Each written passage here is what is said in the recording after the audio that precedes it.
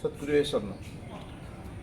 ഗുരുധർമ്മ സത്യയാത്രയുടെ 11ാം ദിവസം ഇന്ന് നമ്മൾ എത്തി നിൽക്കുന്നത് കാലടിയിലുള്ള ആഗമാനന്ദ സ്വാമികൾ സ്ഥാപിച്ച രാമകൃഷ്ണ മഠത്തിലാണ്. ഇവിടെ ആഗമാനന്ദ സ്വാമിയുടെ കാലത്ത് സ്വാമിയോടൊപ്പം നമ്മുടെ ഗുരുവും ഇവിടെ ജീവിച്ചിട്ടുണ്ട് ഈ മഠത്തിൽ. അപ്പം ഗുരുവിൻ്റെ സ്മരണകൾ പേറുന്ന, ഗുരുവിൻ്റെ ജീവിതത്തിലെ സന്യാസത്തിൻ്റെ ആദ്യഘട്ടങ്ങളിൽ ജീവിച്ച ഒരു സ്ഥലമാണ് ഈ മഠം. അപ്പോൾ ഈ മഠവും ഈ പരിസരവും നമ്മൾ ഗുരുവിശ്വാസികൾക്ക് അറിഞ്ഞിരിക്കേണ്ടതും ചരിത്രത്തിൽ രേഖപ്പെടുത്തേണ്ടതുമായ ഒരു സ്ഥലവും ഒരു പ്രസ്ഥാനവുമാണ്.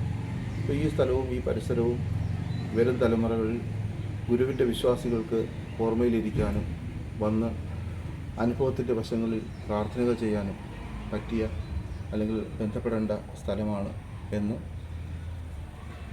ഉള്ളതുകൊണ്ടാണ് നമ്മളും ഇവിടെ എത്തി പ്രാർത്ഥനകൾ ചെയ്തത്. ഒരു കാലത്ത് ഇതെല്ലാം നമ്മുടെ ഗുരുവിൻ്റേതായി ജ്ഞാന കേന്ദ്രങ്ങളായി മാറട്ടെ എന്ന പ്രാർത്ഥനയോടുകൂടി